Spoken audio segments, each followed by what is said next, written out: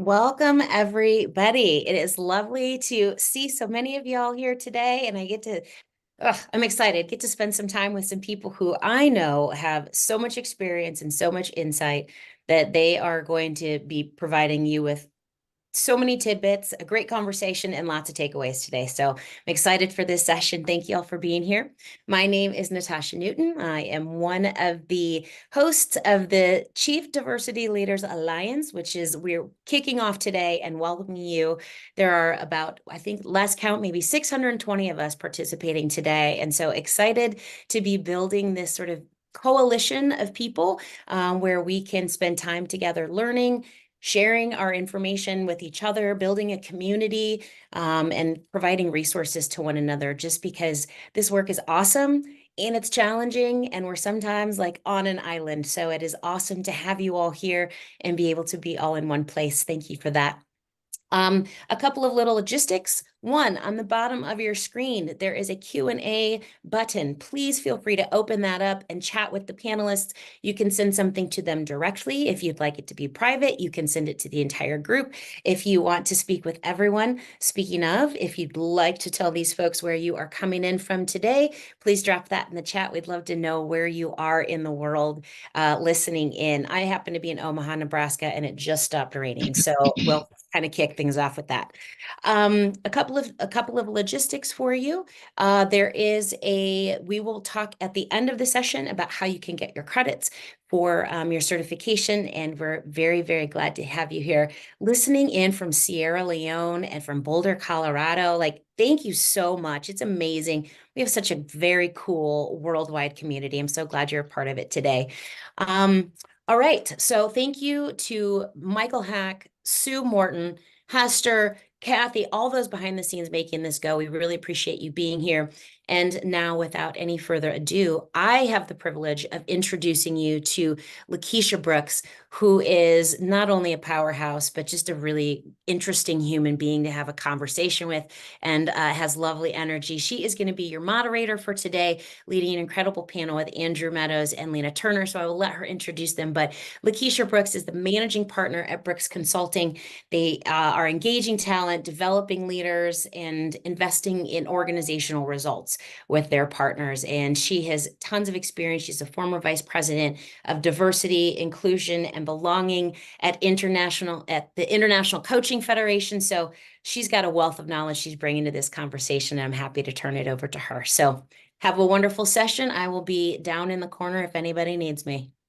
Awesome. Thank you so much, Natasha, for this amazing event.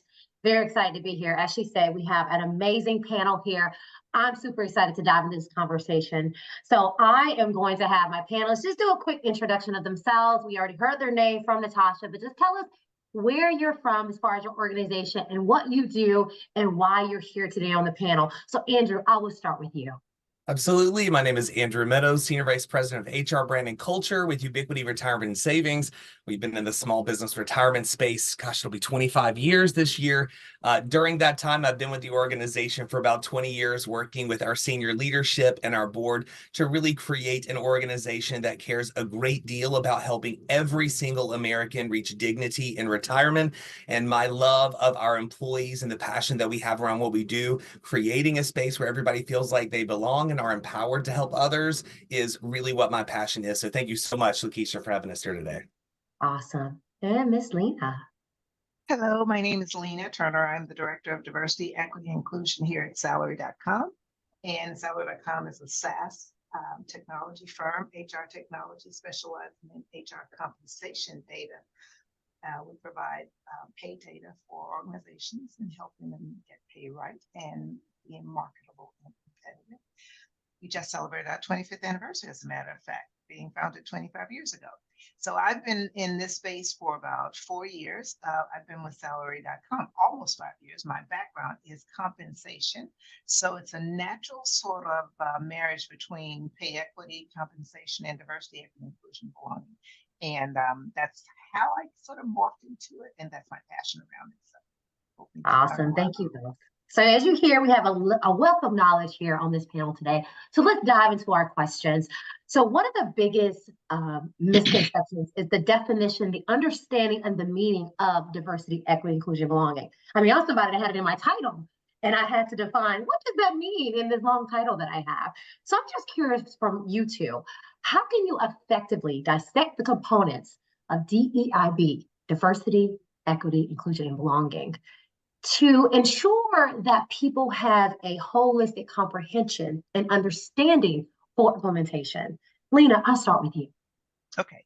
For me, when I started in this sort of role, one of the first things I did was talk about the four elements so that everybody had an understanding, or maybe a little bit deeper understanding of what it meant. Now, diversity, we talk about, that's just the presence of differences. Generally, we talk about the presence of differences in the workplace. Well, the first thing that comes to mind, and I sort of maybe ask this question as an icebreaker in some of my sessions, what do you think when you hear the word diversity? Usually it was down to ethnicity and race, but we want to break it down to all those things and help people understand it's neurodivergent, that's different educational backgrounds, geographic locations, so many differences that make up diversity, not just race and ethnicity and gender. Those are the big three that everybody remembers, but we like to talk about diversity of thought. Everybody didn't grow up in the same socioeconomic background. All of those things make up diversity. And then equity and inclusion. Equity, I like to say equity and equality, sort of different. The goal is equity, meaning you can give everybody an opportunity, but unless they have the opportunity for the same outcome, which is the equitable part, then maybe it's not as wonderful as we think. And one of my favorite examples of that is when you see the people standing over at the fence looking at the ball game. Well, there's somebody on a small bench, can't see the game, somebody on a bench that can maybe see a little bit of the game. And then there's somebody who's standing tall and see everything. Well, those people all got invited, but they don't have the foundational building blocks to actually have the same outcome. So it means something different to really dive into equity and inclusion and belonging when people really feel like they are supported, seen, and heard at work, and having people understand what that means and help them break that down. That's how we do it at salary.com. And when I'm talking to employees about those four things, we sort of delve into them to help them see there's a holistic view around those things, not just the surface. Great. Andrew. Yeah, I couldn't agree more. I think it would, to your point about diversity, right? I think diversity is probably the one word that has gotten the most legs on it over all the many years. We understand what diversity means and having those different perspectives.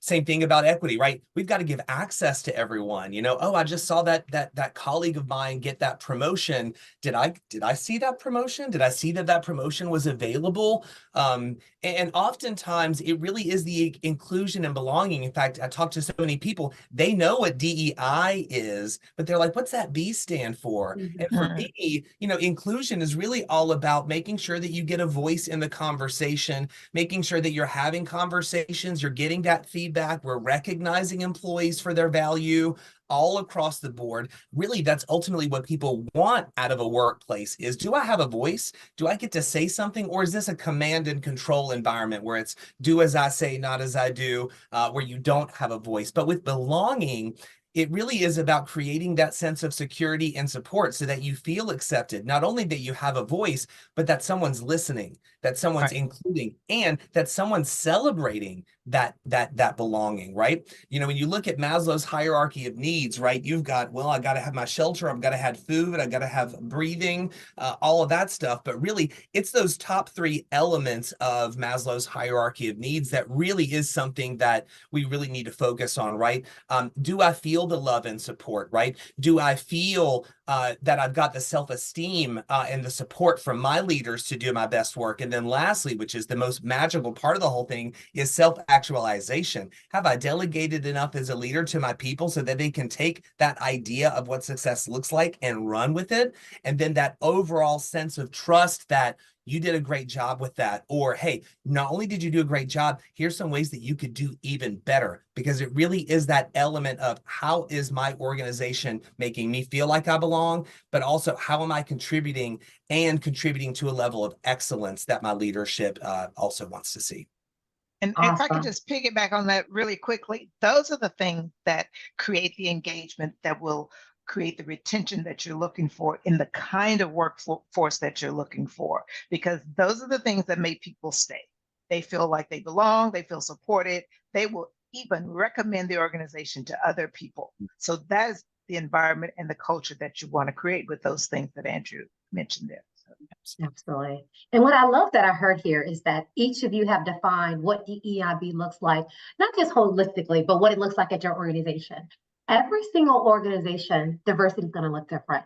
So as Lenna said, it could be diversity of thought, because maybe when it comes to race and ethnicity, it's already diverse, right? So you have to define what does it look like for your organization. And one thing that I want to ask you all about in the idea of diversity is intersectionality, which is something that is so imperative, but some people may not know what intersectionality is and how it actually fits into this work of the EIB. So if one of you, or maybe both of you all, would like to talk a little bit about what is intersectionality and how does that actually work in this confines of DEIB in your organization? Lenna, Andrew? Well, okay, I can talk a little bit about that because I wrote a white paper on the intersectionality of DEIB and pay equity. So naturally, where I work, Salary.com, we talk a lot about pay equity. We talk a lot about gender pay equity. And so if you dive deeper into that, there's this whole intersectionality of, say, women. Then if you happen to be a Latina woman, if you happen to be an African-American woman, then there's pay equity with regard to that. Then there's the whole point of you being a woman and the kinds of roles you've been traditionally steered into, or the kinds of pay you've traditionally negotiated. So all of that is the intersection of who you are and how it comes together in the workplace to really impact one person.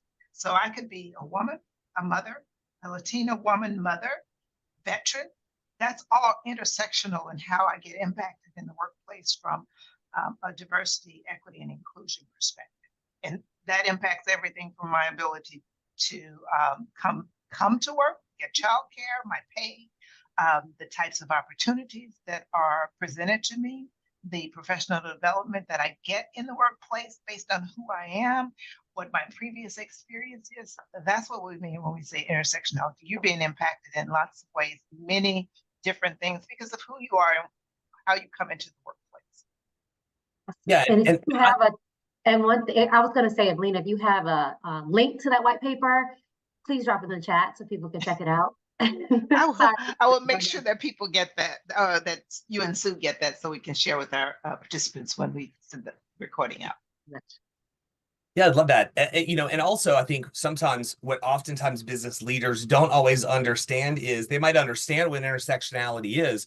How does that actually bring value to my organization? Well, from my perspective, what I have seen is that intersectionality is the only way you're going to get to innovation. If you've got a whole bunch of people coming from the same perspective, patting each other on the back, oh, that's what I would have said, that's what I would have done, that's fantastic, but that isn't innovating anything. The only way you can really truly make something better and something new is by adding new perspectives, adding new unique identities to your overall project or plan.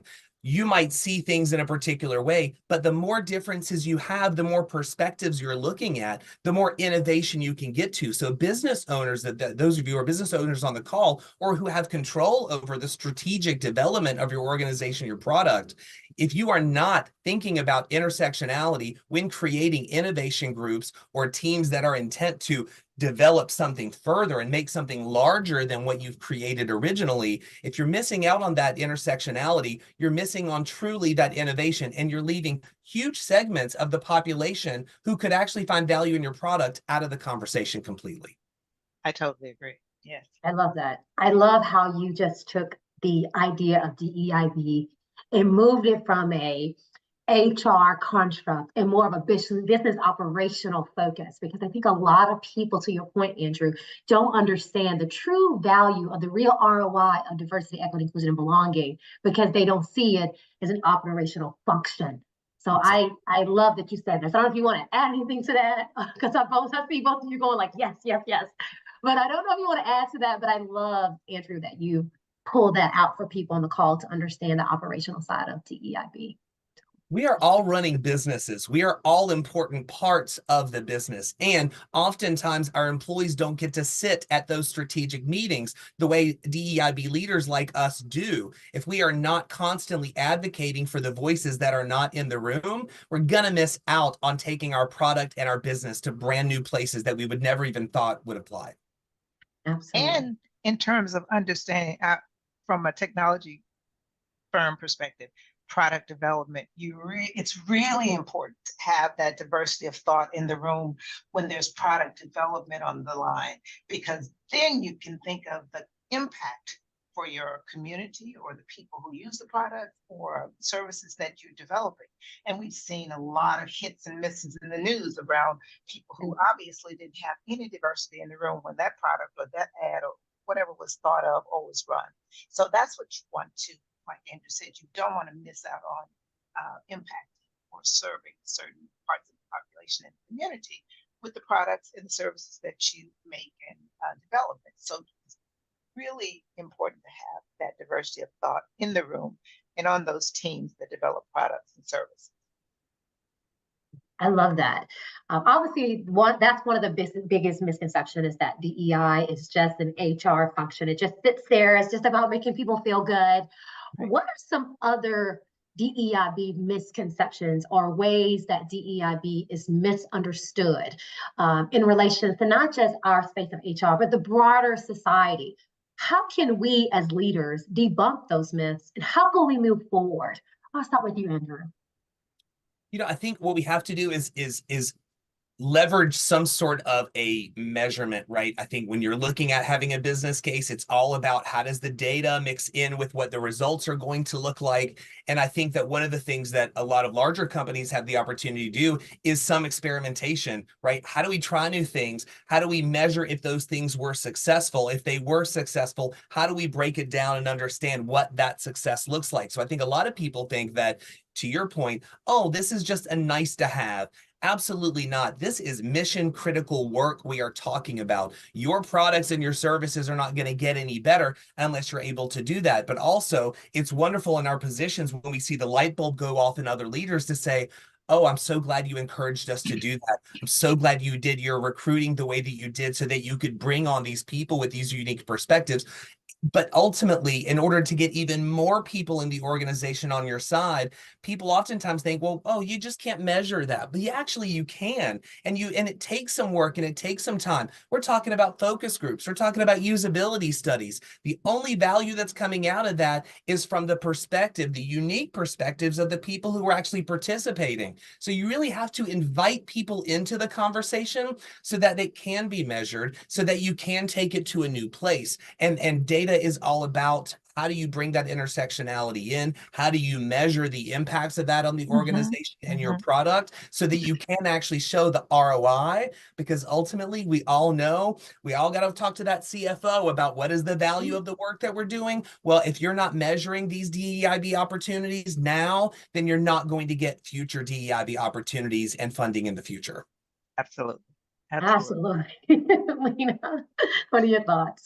And I would say one of the key things is to really sort of equip your employees with knowledge and awareness so that they can have the conversations they need that really do impact the business. And I'll say case in point, your sales force, your sales team, and business development people, and who they talk to and how they source different business. If you arm them with good information around how to have diverse conversations with diverse leaders, what diverse leaders are looking for, how they make decisions, develop some personas around DEIB. I spent a whole 2 months on a project where I actually developed some personas around DEIB leaders that could help a sales enablement team understand who those leaders are, what their decision-making power was, what their everyday issues were, and things like that, so that when they call on them or when they make those sourcing sort of calls, they have an idea of how to have those conversations and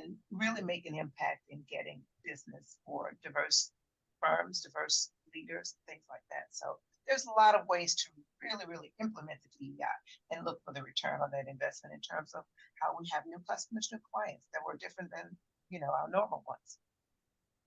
Diversity equals dollars. Diversity equals dollars. Say it with me again. Diversity equals dollars. That's literally one of my mottos and one of my sayings for my business, Andrew. I didn't know that. Drives dollars. There you go. Exactly. It definitely does. And Lenna, you talked about personas, and I'm just going to give a little nugget to people. You can use ChatGPT and AI to create these personas. You can create these focus groups. So if you're saying, I don't have the money for all that great stuff Andrew's talking about and Lena's talking about, I don't work for salary.com. You can create that on ChatGPT. You got to know how to do it, but there's ways to create that, get that information that you need so you can do the things that they're talking about. So that's awesome. Business, focus groups, all those things. Again, diversity drives dollars. So we've talked about definitely deeper level DEIB stuff. And we know whether it's an outside consultant like myself, I've been internal, both of you all have probably done internal, external stuff. We know there's a lot of organizations that's doing surface level DEIB stuff. A lot of them started in 2020, and a lot of them said, hey, I got to get training. I got to do this. I don't know why, but I got to do it. So how do you all encourage organizations? We talked about measurements and data, but what are some ways that we can really convince and speak to those leaders who really need to go beyond that surface level DEIB to really foster that belonging, that inclusion that you all talked about within their organizations and externally in their communities? What are some methods that we can do to change that surface level to more of a deeper level? Lenna, I'll start with you. I think one of the things we can do as corporations is to really sort of look at the culture we're trying to build. Now, people say organizations have pulled back on DEI because of the external forces around, the noise that's going on. But what I really always ask is, what leader doesn't want an inclusive culture that's making better decisions, where teams are producing better products, overall contributing to the bottom line? Who doesn't want that? So if you take any acronyms off the table and just talk about the environment and the bottom line that you want to create, then the fundamental concepts of diversity and inclusion are there. You want to have diversity of thought so that you can have great decision making, you can have great product development, thereby impacting the bottom line. So first of all, just look at the overall culture that you want to have. Call it nothing or call it what you want.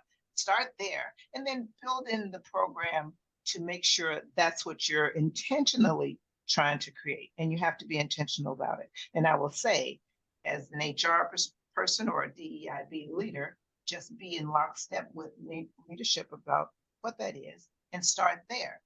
But also listen to the employees in terms of what you're trying to create internally, because that's very important. You don't want to go out and create a big program and nobody's interested in that. If you want to have ERG, it's nice to know that there's an interest for ERGs, and they have a role as well. We could talk about them maybe on another webinar.